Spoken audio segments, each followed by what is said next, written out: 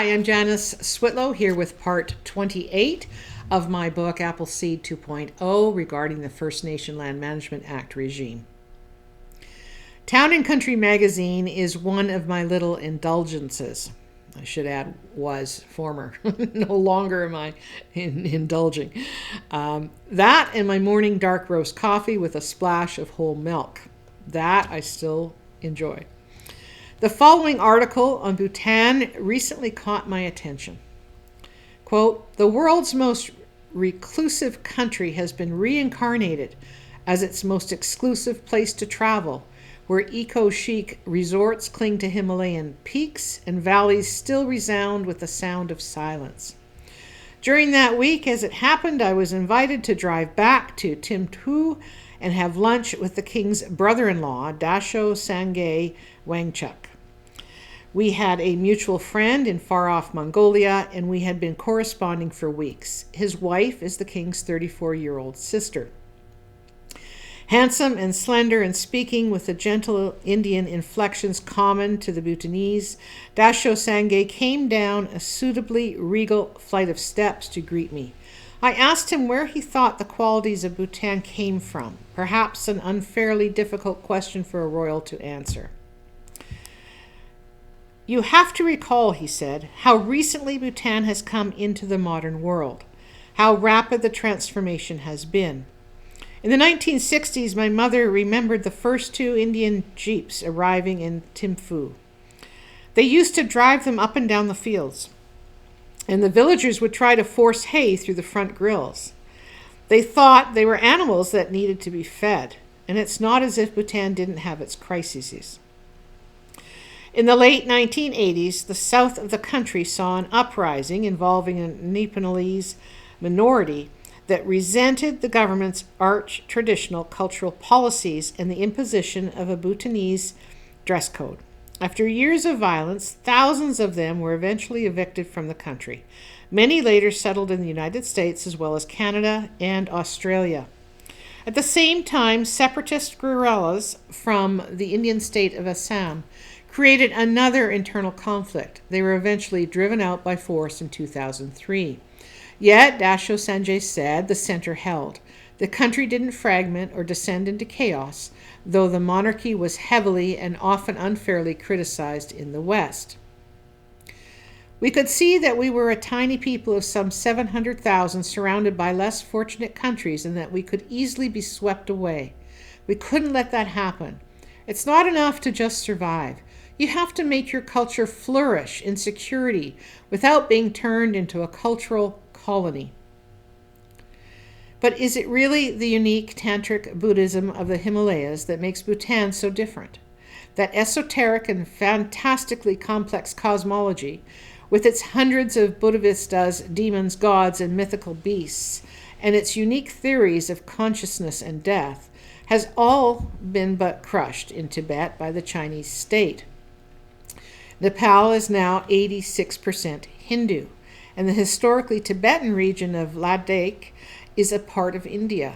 Bhutan, therefore, is the last intact Himalayan Buddhist state, a relic of a disappeared age, the only one that did not succumb. Dasho Sangay said, that's why we try to keep ourselves integral in the way that we do. We don't want to disappear. That was an article by Lawrence Osborne, Why Everyone is Traveling to Bhutan in the Town and Country issue, March 30, 2015. It was only on March 24, 2008, that Bhutan held its first general election for a national assembly after moving from an absolute monarchy to a constitutional monarchy consisting of the National Council, an upper house of 25 elected members, and the National Assembly having 47 elected lawmakers from political parties with executive power exercised by the Council of Ministers led by the Prime Minister. Legislative power is vested in both the government and the National Assembly.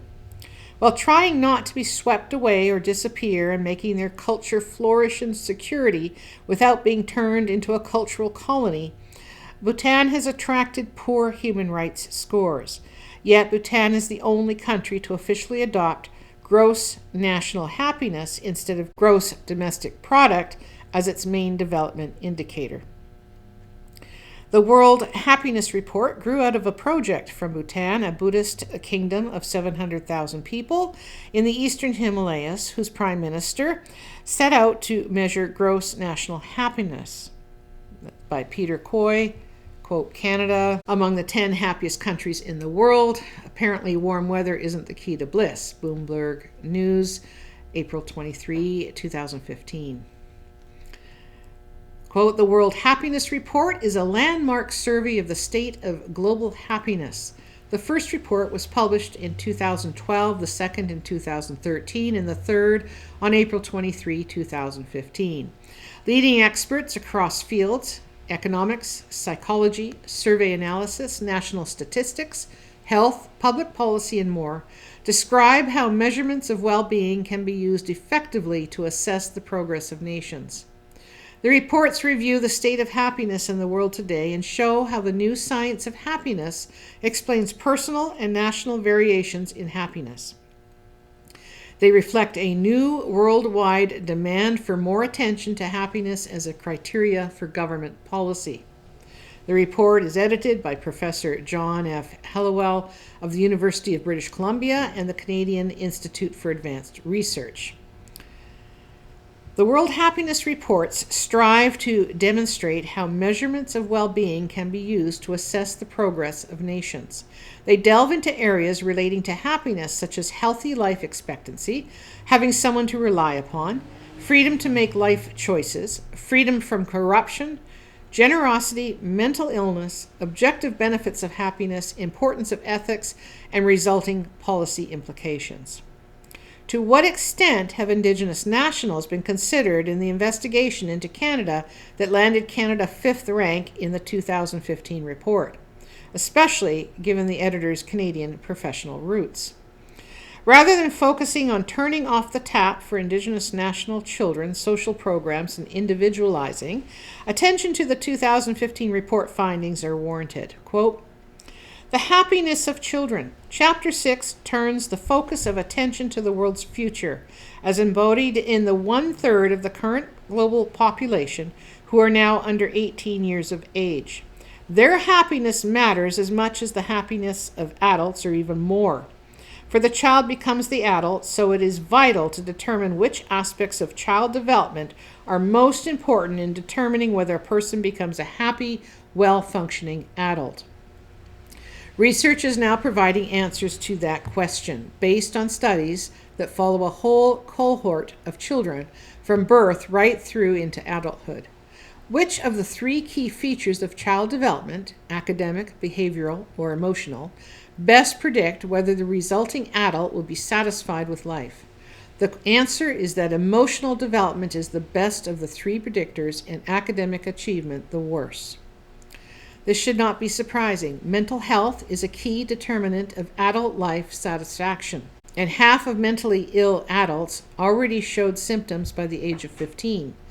Altogether, 200 million children worldwide are suffering from diagnosable mental health problems requiring treatment, yet even in the richest countries, only a quarter are in treatment. Chapter 6 suggests key steps needed to treat children with mental health problems and, equally important, to prevent these problems arising in the first place. Treatment arrangements should start from the basic principle of parity of esteem for mental and physical health, meaning that a child has the same access to evidence-based treatment, whether their problem is with mental or physical health. Excellent treatments now exist for children's mental health problems, and making them more widely available would generate huge savings through improved educational performance, reduced youth offending, and later on improved earnings and employment and better parenting of the next generation. But prevention is even better than cure, and most schools could do much more to promote the well-being of their children. This should be an explicit goal for every school. Schools should have a well-being code agreed by every teacher, parent, and child, and this should influence the whole conduct and ethos of the school. There should also be explicit teaching of life skills using evidence-based materials, and to record progress and notice children in difficulty, schools should consider measuring the well-being of their children on a regular basis. Both schools and healthcare systems should give much more priority to the well-being of children. It is one of the most obvious and cost-effective ways to invest in future world happiness." End of quote. I recall many talks with elders about their happiness as children, how safe they felt before the residential schools destroyed their community's happiness. Imagine picking blackberries right alongside bears, enough for everyone, so no conflict or danger. Imagine running off upset and then getting lost in the woods and waking up to find a mother wolf and her cubs had kept you warm by sleeping on you through the cold night so your family could find you alive. Imagine strong immune systems, no asthma and allergies because dirt was not something to be avoided and scrubbed out. Imagine spending time with loving family, grandparents sharing their knowledge and wisdom and experience, communities raising children in ways that had been working so very well for so very long. Imagine transition ceremonies welcoming to young adulthood, of nicknames accorded life stages and achievements, of learning how to feed oneself and others, of never being alone or not understood. Imagine respect for self, for all one's relations, appreciating the gift of all of them. Might the fact be that Indigenous nationals got it right generations ago in their raising of their children, such that their happiness mattered, and so that is why their societies have lasted so long?